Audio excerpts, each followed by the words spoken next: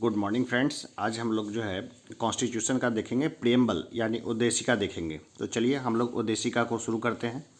और प्रस्तावना यानी उद्देशिका यानी प्रियम्बल को हम लोग हिंदी और इंग्लिश जिसमें आपको अच्छा लगे उसमें हम लोग घोट लेंगे। तो चलिए अभी हिंदी में घोटते हैं, कभी इच्छा करेगा तो इंग्लिश में भी घोटेंगे। चलिए शुरू करते हैं।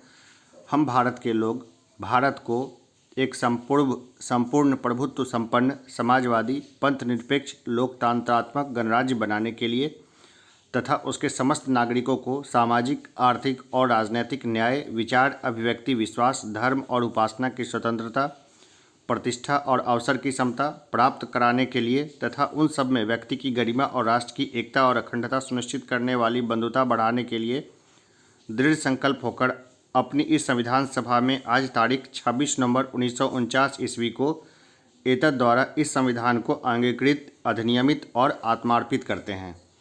चलिए एक बार और देखते हैं इसको। हम भारत के लोग भारत को एक संपूर्ण प्रभुत्व संपन्न समाजवादी पंथ निरपेक्ष लोकतंत्रात्मक गणराज्य बनाने के लिए तथा उसके समस्त नागरिकों को सामाजिक, आर्थिक और राजनीतिक न्याय, विचार, अभिव्यक्ति, विश्वास, धर्म और उपासना की स्वतंत्रता, प्रतिष्ठा और अवसर की समता प्राप्त कराने के लिए तथा उन सब में व्यक्ति की गरिमा और राष्ट्र की एकता और अखंडता सुनिश्चित करने वाली बंधुता बढ़ाने के लिए दृढ़ संकल्प होकर अपनी इस संविधान सभा में आज तारीख 26 नवंबर 1949 ईस्वी को एतद द्वारा इस संविधान को अंगीकृत, अधिनियमित और आत्मार्पित करते हैं। एक बार और हम लोग इसको पढ़ेंगे और फिर इससे कितने तरह के क्वेश्चंस आते हैं इसको देखेंगे। हम भारत के लोग भारत को एक संपूर्ण प्रभुत्व संपन्न समाजवादी पंथ निरपेक्ष लोकतंत्रात्मक गणराज्य बनाने के लिए तथा उसके समस्त नागरिकों को सामाजिक, आर्थिक और राजनीतिक न्याय, विचार, अभिव्यक्ति, विश्वास, धर्म और उपासना की स्वतंत्रता, प्रतिष्ठा और अवसर की समता प्राप्त कराने के लिए तथा उन सब में व्यक्ति की गरिमा और राष्ट्र की एकता और अखंडता सुनिश्चित करने वाली बंधुता बढ़ाने के लिए दृढ़ संकल्प होकर अपनी संविधान सभा में आज तारीख 26 नवंबर 1949 ईस्वी को एतद द्वारा संविधान को अंगीकृत, अधिनियमित और आत्मार्पित करते हैं। देखिए अब मैं इसको पढ़ के बताता हूँ कि प्रश्न कहाँ कहाँ से आते हैं। तो देखिए, हम भारत के लोग, तो कई बार ऐसा सामान्य सा क्वेश्चन भी पूछा गया है कि भारत का संविधान जो है वो कहाँ किन शब्दों से शुरू होता है। ये शुरू होता है हम भारत के लोग, और फिर कई बार ये पूछा जाता है कि इनको अरेंज करिए कि कौन सा शब्द जो है वो पहले आता है। तो प्रभुत्व संपन्न समाजवादी पंथ निरपेक्ष लोकतंत्रात्मक गणराज्य बनाने के लिए, तो ये हो गया। और कई बार ये पूछा जाता है कि उसमें जो है राजनीतिक न्याय को पहले दिया गया है या उपासना की स्वतंत्रता को या प्रतिष्ठा के अवसर को। तो जितने भी तरह के प्रश्न आएंगे यहाँ से आपके हल हो जाएंगे, ठीक है। फिर इसमें देखिए, इसमें सारी चीज़ें हैं। इस संविधान सभा में आज तारीख 26 नवंबर, मतलब कि जो संविधान था वो कहाँ जो है वो दिया गया था, कहाँ पर, तो संविधान सभा में। कई बार इसमें भी कंफ्यूज करते हैं कि संसद होगा या क्या होगा या किस तरह होगा। तो 4, 5, 6 नंबर जो है ना क्वेश्चंस आपको यहीं से सीधा देखने को मिल जाएंगे एग्जामिनेशंस में। मतलब अलग टाइम में अलग अलग क्वेश्चन पूछे जाएंगे, तो इतने सारे क्वेश्चंस आपके यहीं से तैयार हो जाते हैं। दूसरी बात यह है कि जब मेंस आंसर राइटिंग में आप जाते हैं तो मेंस आंसर राइटिंग में ये जो चीज़ें हैं ना, ये पॉइंट्स उद्देशिका के, खास करके जीएस पेपर 2 में आपकी ये काफ़ी काम आता है। तो वहाँ पर उद्देशिका अगर आता हो तो वहाँ आप उसके कुछ पॉइंट्स को लिख सकते हैं या पूरी उद्देशिका को लिख करके उसको अपने अनुसार से जो उसको इलाबोरेट कर सकते हैं, उसको अपने अनुसार से आगे उसको बढ़ सकते हैं। चलिए आगे देखते हैं। संविधान सभा में उद्देश्य प्रस्ताव कब प्रस्तुत किया गया था? ये प्रस्तुत किया गया था 13 दिसंबर 1946 को। संविधान सभा में उद्देश्य प्रस्ताव 13 दिसंबर 1946 को। भारतीय संविधान का कौन सा भाग भारत को एक धर्मनिरपेक्ष राज्य के रूप में वर्णित करता है? तो देखिए, संविधान की प्रस्तावना सीधा वहाँ से आ गया ना। इसमें लिखा हुआ है ना कि हम भारत के लोग भारत को एक संपूर्ण प्रभुत्व संपन्न समाजवादी पंथ निरपेक्ष का मतलब हो गया धर्मनिरपेक्ष। अब पंथ और धर्म का जो इशू है ना, इसमें कई लोग कंफ्यूज होते हैं। तो देखिए, पंथ निरपेक्ष शब्द का इसलिए इस्तेमाल किया गया है क्योंकि बहुत सारे लोग हैं जो अपने काम को अपना धर्म समझते हैं। जैसे आप सब लोगों को पढ़ाना, ये मैं अपना धर्म समझता हूँ। या फिर कोई काम है जिसको मैं सुबह सुबह उठ के करता हूँ उसको मैं अपना धर्म समझता हूँ, या कोई भी काम, या हो सकता है कि मैं नास्तिक हूँ, भगवान में मेरा विश्वास नहीं हो, लेकिन फिर भी मैं जो कर्म कर रहा हूँ ना उसी को अपना धर्म समझता हूँ। इस हिसाब से जो नास्तिक है उसके लिए तो धर्मनिरपेक्षता का कोई मतलब नहीं रह जाएगा। तो वैसे में पंथ निरपेक्ष शब्द का इस्तेमाल किया गया है कि किसी पंथ को ना मानने वाला। तो धर्मनिरपेक्ष और पंथ निरपेक्ष की लगभग एक ही बात है। और इंग्लिश में देखिएगा तो सेकुलर वर्ड का इस्तेमाल किया गया है, ठीक है ना। सेकुलर का मतलब होता है धर्मनिरपेक्ष, लेकिन उसका परिप्रेक्ष्य और हमारे यहाँ का परिप्रेक्ष्य में फ़र्क होता है। चलिए इसकी डिटेल से मैं आंसर राइटिंग में मैं इसके बारे में चर्चा करूँगा। भारत संविधान का कौन सा भाग भारत को एक धर्मनिरपेक्ष राज्य के रूप में वर्णित करता है? तो यह है संविधान की प्रस्तावना। भारतीय संविधान की प्रस्तावना में भारत को एक सार्वभौम, समाजवादी, धर्मनिरपेक्ष, प्रजातांत्रिक गणतंत्र के रूप में घोषित किया गया है। सर्वोच्च न्यायालय द्वारा ऐसा किस वाद में कहा गया कि अनुच्छेद 368 के अंतर्गत संविधान के प्रस्ताव में भी संशोधन किया जा सकता है, परंतु यह मूल ढांचे का उल्लंघन करने वाला नहीं होना चाहिए। ये कहा गया है केशवानंद वाद भारतीयवाद में 1973 में। सर्वोच्च न्यायालय ने कहा था कि मूल ढांचे का उल्लंघन करने वाला नहीं होना चाहिए, बाकी प्रस्तावना में भी कुछ बदलाव किए जा सकते हैं। ये कहा था केशवानंद भारतीयवाद 1973 में। भारतीय संविधान का कौन सा भाग संविधान की आत्मा है? तो उद्देशिका, प्रियम्बल में जो है ना वो पूरी संविधान की आत्मा जो है वो आ जाती है। कल्याणकारी राज्य यानी वेलफेयर स्टेट का उद्देश्य अधिकतम जनसंख्या के लिए अधिकतम कल्याण सुनिश्चित करना है। देखिए ये काफ़ी अच्छा पॉइंट है। कल्याणकारी राज्य यानी वेलफेयर स्टेट का उद्देश्य है अधिकतम जनसंख्या के लिए अधिकतम कल्याण सुनिश्चित करना। अभी जैसे कि इसको कैसे आप याद रख सकते हैं, जैसे अभी गवर्नमेंट की कुछ योजनाएं हैं जो पूंजीपतियों को खासा फ़ायदा पहुंचा रही है। जैसे कि बहुत सारे गवर्नमेंट सेक्टर्स को प्राइवेटाइज करना, या कुछ जो लोग हैं ना उन लोगों को इतने लोन दे देना कि वो लोन लेके भाग जाते हैं। 10 लाख करोड़ का एनपीए हो गया। तो अगर माइक्रो फाइनेंस की जाती सरकार लेवल पे, यानी छोटे छोटे उद्यमियों को लोन दी जाती, तो ज़्यादा लोगों का भला होता। तो यहाँ पर ठीक इसके उलट पुलट काम किया गया। तो इससे हम लोग देख सकते हैं, कोऑर्डिनेट कर सकते हैं, कोरिलेट कर सकते हैं। तो कल्याणकारी राज्य यानी वेलफेयर स्टेट का क्या उद्देश्य है? अधिकतम जनसंख्या के लिए अधिकतम कल्याण सुनिश्चित करना। और हमारा जो स्टेट है ना वो वेलफेयर स्टेट है। कई बार लोग जो है ना बहुत कंफ्यूज होते हैं, सर कंट्री स्टेट और ये क्या होता है, कंट्री स्टेट और नेशन ये क्या होता है? तो चलिए, क्योंकि मैं यही चैप्टर पढ़ा रहा हूँ तो मैं थोड़ा सा बता देता हूँ। देखिए कंट्री क्या होता है, स्टेट किसको बोलते हैं, और नेशन किसको बोलते हैं। अगर आप सिविल सर्वेंट बन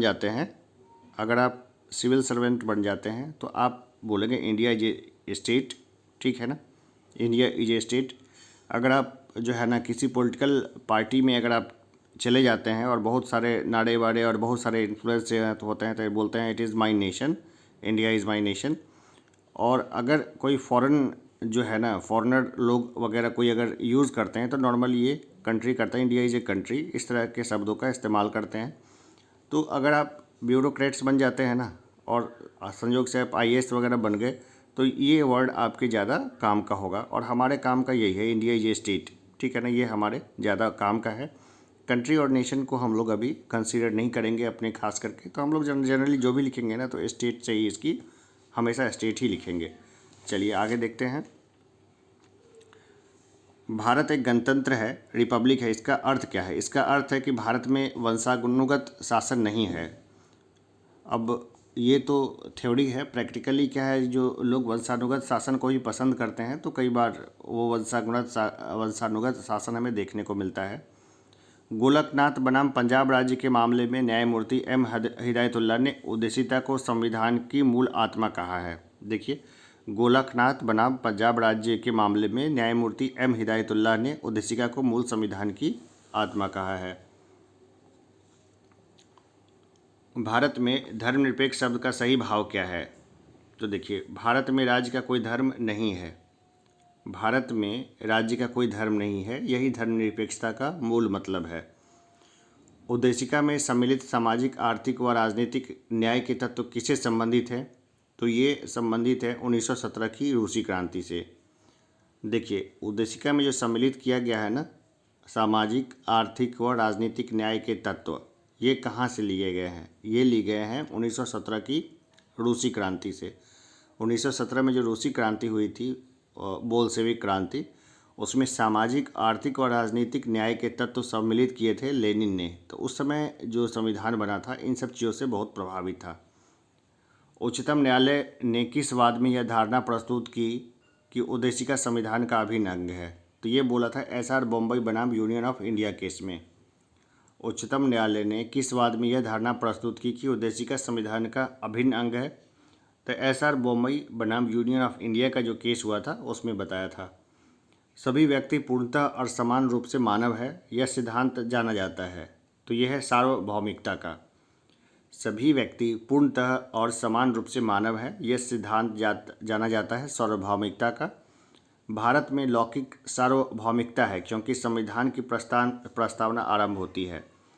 तो संविधान की जो प्रस्तावना है वो आरंभ होती है हम भारत के लोग, we the people of India शब्दों से। लोक कल्याण शब्द के संविधान की उद्देशिका में नहीं है, बल्कि यह राज्य के नीति निर्देशक तत्वों का भाग है। अब देखिए, लोक कल्याण शब्द जो है ना, वो हमें नीति निर्देशक तत्वों में देखने को मिलेगा। नीति निर्देशक तत्व क्या है? नीति निर्देशक तत्व है ना, इसको ऐसा समझिए कि वो भविष्य का चेक है। जब पैसा होगा तब उन चेकों को कैश कराया जाएगा। यानी कि जिस समय देश आज़ाद हुआ, उस समय देश के पास कई मजबूरियां थी। वो बहुत सारी चीज़ों को नहीं कर सकते थे। जैसे शिक्षा का अधिकार सभी को नहीं दे सकते थे, उतने स्कूल्स ही नहीं थे, या सभी को अच्छी चिकित्सा सुविधा नहीं दे सकते थे क्योंकि उतने हॉस्पिटल्स नहीं थे। लेकिन उन्होंने बोला कि हम देंगे, मतलब शिक्षा सभी को देंगे, जब होगा तब देंगे। तो जब हुआ तब उन्होंने राइट टू एजुकेशन दिया। किस संशोधन के द्वारा भारतीय संविधान की उद्देशिका में संशोधन किया गया था? तो 42वें संविधान संशोधन के द्वारा संविधान की उद्देशिका में जो है संशोधन किया गया था। 2 शब्द जोड़े गए थे। भारतीय संविधान की प्रस्तावना में जिन आदर्शों एवं कर्तव्यों की रूपरेखा दी गई है, उनका विस्तार कहाँ है? तो देखिए, मूल अधिकारों में, राज्य के नीति निर्देशक सिद्धांतों एवं मौलिक कर्तव्यों के अध्याय में इन सब का विस्तार किया गया है। राज्य का सबसे महत्वपूर्ण तत्व क्या है? देखिए, राज्य का सबसे महत्वपूर्ण जो तत्व है ना, वो संप्रभुता ही है। संप्रभुता जो है वो राज्य का सबसे महत्वपूर्ण तत्व है। जब तक संप्रभु नहीं होगा राज्य, यानी अपनी नीति खुद नहीं बना पाएगा, तब तक वो राज्य कैसे रहेगा? समाजवादी, अखंडता तथा पंथ निरपेक्ष, 3 शब्द जोड़े गए थे। समाजवादी यानी सोशलिस्ट, अखंडता यानी इंटीग्रिटी तथा पंथ निरपेक्ष यानी सेकुलर शब्द संविधान की प्रस्तावना में किस संशोधन द्वारा सम्मिलित किए गए? तो ये 42वें संशोधन द्वारा जो है इसका सम्मिलन हुआ। उद्देशिका को राजनीतिक जन्मपत्री यानी पॉलिटिकल होरोस्कोप की संज्ञा किसने प्रदान की है? तो ये प्रदान की है के.एम. मुंशी ने। प्रस्तावना संविधान का अंग नहीं है। उच्चतम न्यायालय ने यह मत किस वाद में व्यक्त किया था? तो ये मत दिया था उन्होंने बेरूबाड़ी संघ मामले में वर्ष 1960 में। बेरूबाड़ी संघ मामले में 1960 में ये उन्होंने व्यक्त किया था। संविधान निर्माण में महत्वपूर्ण भूमिका निभाने वाले संविधान सभा के सदस्य सर अल्लादी कृष्णम अय्यर के अनुसार संविधान की प्रस्तावना हमारे दीर्घकालिक सपनों का विचार है। अब देखिए, यहाँ तक हमने देखा। चलिए, एक और चीज़ मैं बता दूं कि अभी जो है ना मेंस आंसर राइटिंग शुरू की गई है। जो आंसर राइटिंग होगी वो रेगुलर होगी। आंसर राइटिंग होगी वो रेगुलर होगी आंसर राइटिंग में। और आंसर राइटिंग में क्या है ना कि बहुत सारी चीज़ों का, इंटरेक्टिव चीज़ों का ध्यान दिया जाएगा। रोज़ आपको जो है ना एक सब्जेक्ट जैसे GS1, GS2 और साथ में PSIR और जिन लोगों को हिंदी चाहिए वो हिंदी भी ले सकते हैं। हिंदी का भी ऑप्शन जो है वहाँ पर है कि हिंदी भी आप पढ़ सकते हैं, क्योंकि कई बार लोग हिंदी में फेल हो जाते हैं और फिर उनका सिलेक्शन नहीं हो पाता है।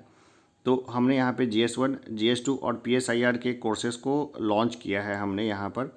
देखिए, इसको पेड कहना सही नहीं होगा, क्योंकि जो क्वेश्चंस दिए जाएंगे उसको लिखने के बाद जो उसकी स्क्रूटनी वगैरह होती है ना, उसमें काफ़ी ज़्यादा मेहनत की ज़रूरत होती है और 2 लोगों की भी ज़रूरत होगी, 2 लोग जो एक्सपर्ट हों अपने अपने सब्जेक्ट के। तो और वो अच्छे तरीके से एक एक शब्द को देखें, उसकी मार्किंग करें, क्योंकि आखिर आंसर राइटिंग ही आपको फाइनली सफलता दिलाता है एग्ज़ाम में।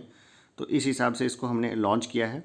ज्वाइन बटन में देखिए जाएंगे तो आपको GS1, GS2 और PSIR से संबंधित थोड़ी बहुत इन्फॉर्मेशन आपको दिखेगी। तो चलिए, विशेष जो भी बात होगी वो आप व्हाट्सअप कर सकते हैं या ईमेल सबसे अच्छा है। मैं ईमेल का जवाब देना ज़्यादा प्रेफर करूँगा। तो चलिए, क्लासेस अपनी चलती रहेगी। जो भी दूर दराज के या कहीं के भी स्टूडेंट्स हैं उनके लिए क्लासेस हमेशा से फ्री रही है, फ्री ही रहेगी। ये कुछ ज़्यादा ही गंभीर लोग हैं जो आंसर राइटिंग की प्रैक्टिस करना चाहेंगे, तो उनकी फ़ीस भी काफ़ी नॉमिनल रखी गई है। GS1 और GS2 दोनों के लिए ओनली 159 रुपीज़ रखी गई है, और PSIR के लिए 199 जो है मंथली वो रखी गई है। तो वो ज्वाइन बटन के जरिए ही वहाँ पे ज्वाइन कर जाएंगे। और ऐसा नहीं है कि जो लोग एकदम साफ ही इन फीस को भी ना दे सकते हों, तो उनके लिए भी कोई परेशानी की बात नहीं है। वो मेरे व्हाट्सएप पे जो है वो मुझे मैसेज छोड़ देंगे, और या ईमेल पर वो आपको ईमेल और व्हाट्सएप सब जो है ना डिस्क्रिप्शन बॉक्स में मैं सब डाल दिया करूँगा, ठीक है ना। तो ये इशू नहीं है कोई सा भी। ये तो मैंने नॉमिनल फ़ीस इसलिए जोड़ा है क्योंकि जो कॉपी चेक करने वाले लोग आएंगे जाएंगे ना, तो उनके वो मुफ्त में नहीं आना चाहते कोई भी व्यक्ति, है ना। तो जो भी गैप बचेगा उसको मैं बियर कर लूँगा। चलिए, अभी के लिए इतना ही। धन्यवाद।